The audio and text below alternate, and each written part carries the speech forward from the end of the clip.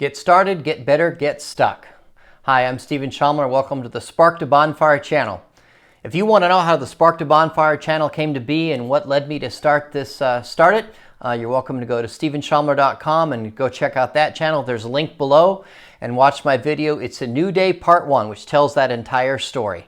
But today we're talking about getting started, getting better, and then getting stuck. Let me begin by telling you about two different types of getting stuck that come right out of my childhood. Now, one kind of getting stuck means that you need to take a different route. You can't get there from here, so you have to take a different route.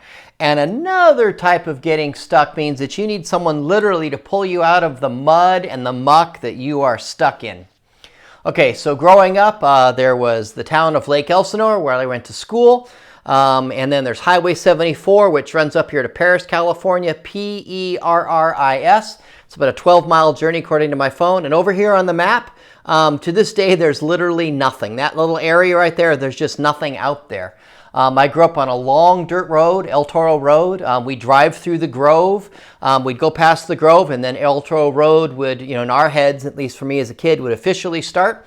And you drive about 7 miles, you get to the property I grew up on, Rancho Arroyo del Toro. That's what my dad named it. 260 acres of a scrub brush and rocks and just a whole bunch of nothing. And if you look at a map, even to this day, at least on my phone, you can see that El Toro Road mostly parallels Arroyo del Toro, which means a dry riverbed. Arroyo means a dry riverbed.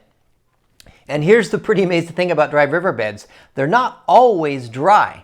Okay, come back to that in a second. Let me tell you about El Toro Road. We drive along, we drive past what my dad called the Grove, a bunch of eucalyptus trees and a community and lots of people living, in this area. We drive past that. Now we're in our heads official on El Toro Road.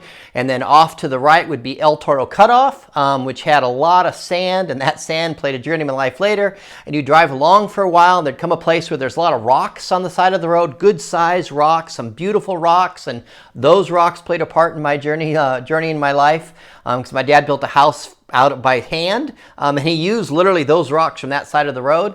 Then you'd reach a place where you'd kind of up a hill and go around a corner and then straighten out again. And down here was Ellie Moyer's house. You'd go down her property, then back up to the little plateau over here. Ellie Moyer was this really interesting elderly lady that I loved dearly. And man, she could drink a tremendous amount of alcohol. She was quite the character. And I remember as a young child, she'd drive around. She had a really cool blue pickup truck. And she'd drive around town. I'd sometimes go to town with her and help her with errands. And she'd have her big, tall container with ice, black container with a cool lid on it, her ice bucket. And in there was her bottle of a VO, and then she'd have her little cup, and she'd just have her VO and water. She'd get to the post office and have some VO and water, and then go into the post office. She taught me the secret. She said she was never drunk because at night she'd finish off the night with a shot of tequila every single night. I think she was just permanently drunk and stayed that way. I don't know. So then you drive past L.A. Moyer's house. There's the guy that had a little chicken ranch up on the right-hand side, and that poor guy had a number of different car accidents, kind of a dangerous road, and he was hit a number of different times. He had a weird truck that was just flat, just just the cab, and that was it. And really a cool-looking old-school truck, no hood. And we found him a couple different times on the side of the road injured, which was interesting. You keep driving up a little bit more. You'd go past on the left-hand side Old Man Newhouse's property. That's where Old Man Newhouse lived with his wife Betty Newhouse. And I'm not trying to be offensive. That's just what we called him, Old Man Newhouse. I mean, that's how he referred to himself. It was kind of odd. And he lived out that way. And then you go up a little bit more. And for a long time, there was a sharp blind curve, around up on top of a little bluff was the Stone House. And that stone house for a long time was abandoned, and it was built all out of stone. And it's what inspired my dad to build the about 7,000 square foot house that he built while I was growing up. Out of those stones from down here, remember down here lower on El Toro Road, and then the sand from El Toro Cutoff, he built a house modeled after the look of this little tiny stone house. And eventually the county widened the road, and it was no longer a dangerous blind corner. And just a little ways past the back to the stone house. At one point when I was in grade school, Lynn Pardee, her husband, moved into that stone house, and we got to know them. That was fascinating because her family were sailors. They had sailed the world, and they actually had a sailboat they put in the backyard, and that kind of blew my mind, a boat in the backyard. And then she wrote a book. She was an author, and she'd written a book, and a couple books, and I could look at her actual books. And growing up, I had a very dark childhood, actually, and some of the things that helped me, The Hobbit was a big deal in my life. It gave me a sense of adventure and hope that, the good guys will eventually win. Comic books were a big deal in my life, the same thing, the good guys eventually win. And then Disneyland, that was another really meaningful, bright spot in my dark childhood. But seeing that this lady actually written a book and she was an author, I think that kind of started the wheel spinning for me to years later decide when I was 16 that I was going to become an author someday. And that's a dream that it took me about 29 years to fulfill, but I did eventually fulfill, which is pretty awesome. That's a story for another time. But that was the stone house. Then you go a little ways longer and you get to the gate where our property was, and you go through the gate and you'd go about a quarter mile up a hill and a quarter mile up another hill and up to the property, where my dad built the house that the whole time I was growing up was being built. But if you kept going on El Toro Road, eventually you'd come to a little plateau and Lindale Road would go off to the left. Remember that, Lindale Road. Then you go a little bit further and the road got really, really rough, almost impassable for car traffic. Come to a point where there was a stream that crossed the road, and we called it the Hanging Tree, the Hells Angels. Well, at least I was told as a kid to go out there and hang out. I know 2 different times, and my mom would go up that way sometimes. She was always up to no good. She went out 2 different times when we'd go out that way. We came across dead bodies, one dead body by the Hanging Tree and one dead body in this little creek that sometimes ran across the road. Like I said, I had a different kind of childhood. And so let me go back to those rains that would come. We get about 8 inches of rain a year. So it hardly rained, you hardly noticed it, but a couple different times in my childhood, it seemed like the rain all came at once. And remember I mentioned, you go up just before you get to Ellie's house, Ellie Moyer's house, you'd go here and around a corner and straighten out again. Well, right here at this turn, Arroyo del Toro, that dry creek bed, crossed under the road. And the county put in these little tiny culverts, and the rain came through and washed them completely out. Happened 2 different times when I was growing up. And when I mean wash the road out, I mean you would come to the edge and look down, and it's about a 10 to 12 foot drop. And then it's about 30 foot of a gulf across to where there's another 10 to 12 foot drop. The road's just taken out by all the rush of water, just totally demolished and ruined the road. And, my dad was an Orange County deputy sheriff, and he had about an hour commute to work, maybe a little bit longer, and he had to get to work. And so you can't cross this. There's, people put boards where you could kind of walk down carefully and then walk across and then walk up carefully. But there's no way you could get a car through that. It just was impassable. And so what they would do is they would take their car, my mom and dad would take 2 cars, and they would drive one car down to this end of the washout, and then they'd take the other car and they'd go out the other side of El Toro Road and out through Lindale Road and come back down Lindale Road where it connected to El Toro Road. We'll talk about that special place where that happened in a second, and go back up El Toro Road to where the washout was, and we'd have a car on either side of the washout. And then they crossed the creek and they drove home. So he'd get up in the morning, he'd drive down, cross the little creek, park the car, cross the creek and the washout, back up into the car and drive off to work. And what that meant for us is when you had 2 cars and a number of tractors, is that I didn't have to go to school. So 2 different times when I was in grade school, I missed about 6 weeks of school because the road was washed out and we just couldn't get there. Hats off to my dad for, knowing he needed to find a different route. And if you're building a brand, or if you're building a business, or if you're pursuing life change, there'll become times in your journey where you get stuck and you literally just have to take a different route. That's what you're gonna have to do, is just take a different route. There's no other way. Just find a different route. Don't quit going where you're going, but take a different route to get there.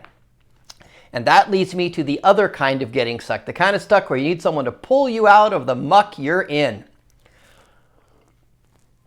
Okay, so let's get back. You're going up El Toro Road, headed to our house. The Grove is over here, and there's El Toro Road, and Lindale Road goes off this way. And right there at the corner, that was the Ruggles house. Lana Ruggles lived there, Lynn Ruggles, Lori Ruggles, Lisa Ruggles, David Ruggles, their mom, Gloria. I went to school with all the Ruggles, and it was really fun later in life to realize, oh, you live right there, because I didn't get to know them till later in junior high school and high school, but they lived there that whole time, right there at that house on the corner. Their dad's an amazing man, just an incredible little, family there. But we drive, to get to Lyndale Road, you drive up. When the rains come, if you needed to get to the house, you couldn't go where the washout was on El Toro Road, so you'd go past the Ruggles and you'd go up on Lyndale Road and up a hill. Then there'd this big plateau for quite a ways before it curved back down. And along that plateau, the road seemed to go through just a big pasture. I mean, it wasn't really a pasture, but that's what it was kind of like. And that pasture turned to about 300 feet of mud when the rains came, the really heavy rains. And it was insane because people would try and cross it and go too slow and just get stuck in the mud. And you'd get 3, 4, 5 cars stuck in the mud. And then people would come with Jeeps and super long chains they'd string together and they'd pull people out. If you ever get the chance to come to the Pacific Northwest, you go to the Oregon coast and even to the Washington coast, say by Long Beach, Washington, just across the bridge from Astoria, people will drive out on the beach and they'll get their car stuck. And then there's this organization called Sons of the Beach, and they come and pull you out. And we kind of had our own Sons of the Beach there, back in the 70s on Lyndale Road, of all these people pulling these people out of the mud. And one time my poor grandma, honestly, I'm not trying to be mean, but I don't think she was good at anything. She couldn't do anything well. I just kind of felt sad for her growing up. My mom was terrible to her. But she's going to come out and stay with us and help us during the flood. She loaded her car with food because it was hard to get to the store. She loaded her car with food and she's going to come out there. And oh my goodness, I am not making this up. My grandma drove a Pacer. You know that ugly car from Wayne's World? She drove a Pacer, one of the ugliest cars ever known. Of course, my grandma bought a Pacer. The salesman talked her into it. She got rid of a really cool old school Chrysler she had to get this Pacer. I mean, that's my grandma for you.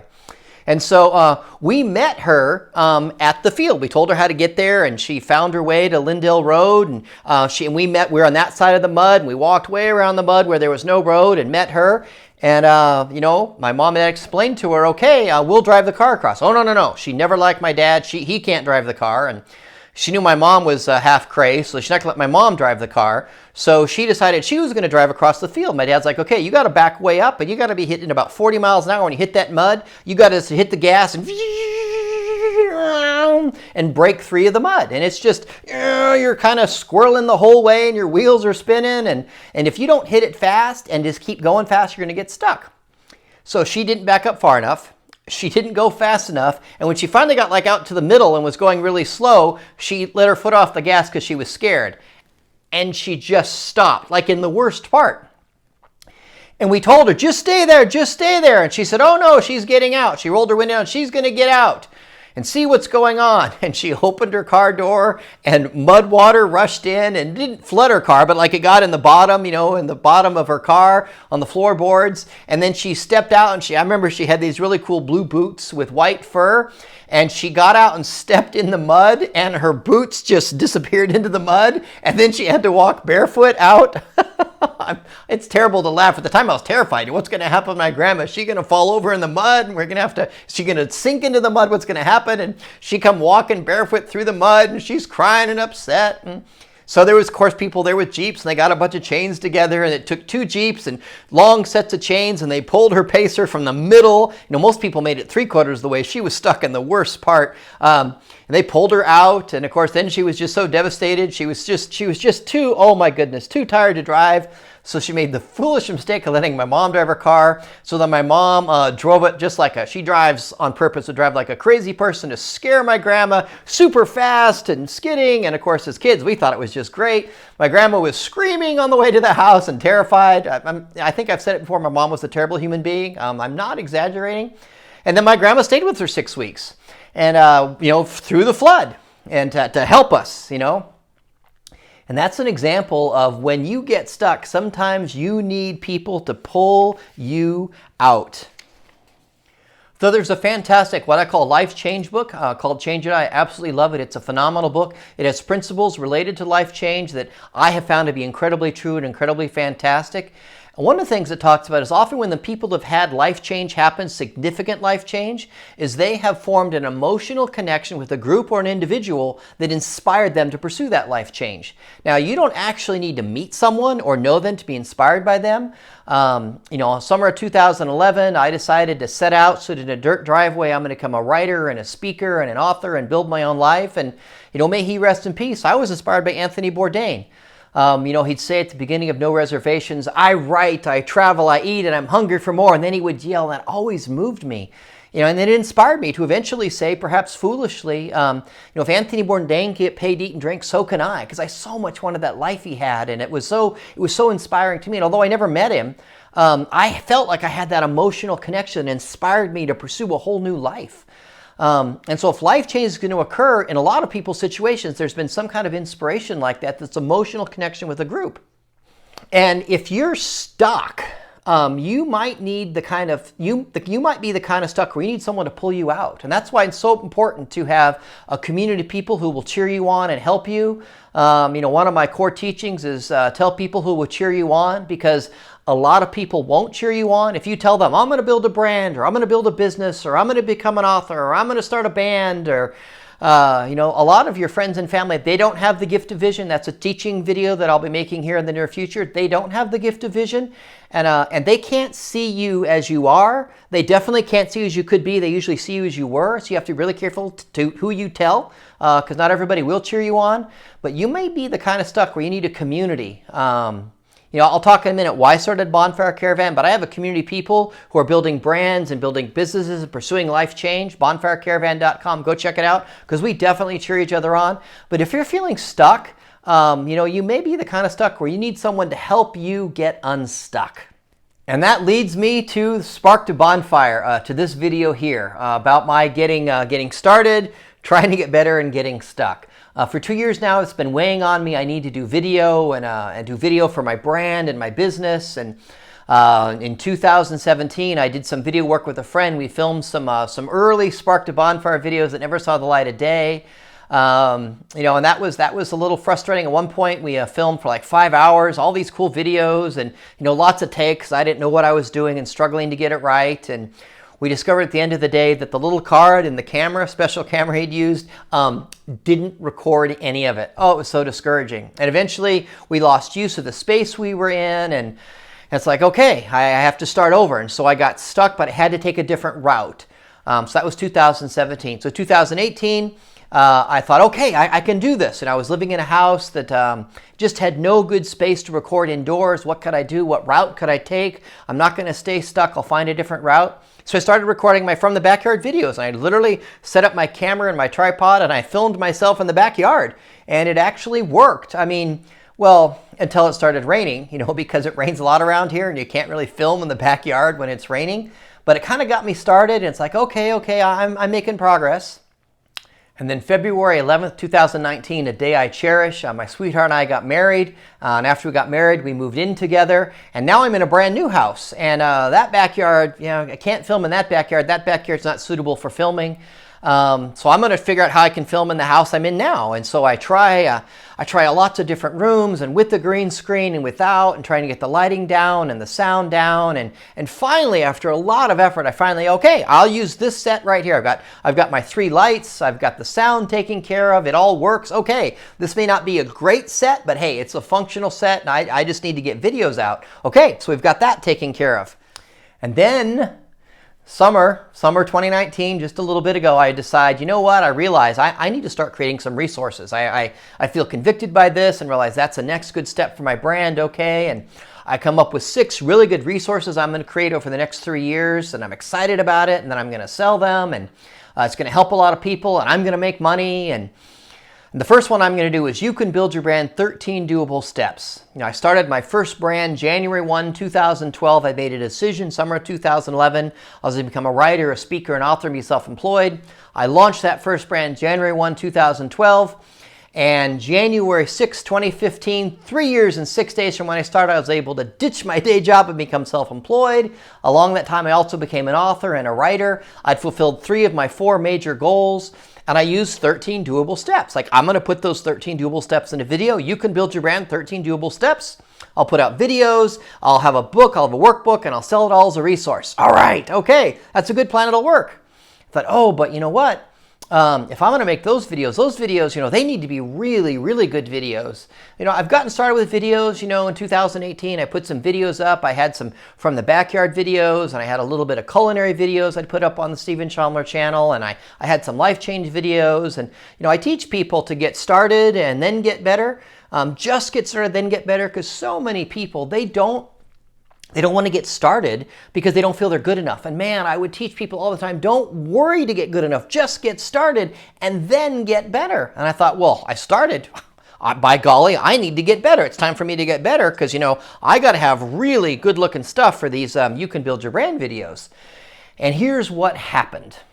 I like to read, I like to study, so I bought 2 books about building a YouTube channel. I started watching a couple different YouTube channels. You know, one of them, Nick, great job. Thanks, Nick, for the content you put out. I'll put a link down below. I started watching videos, and I started learning all about some technical aspects that, you know, I just didn't know existed.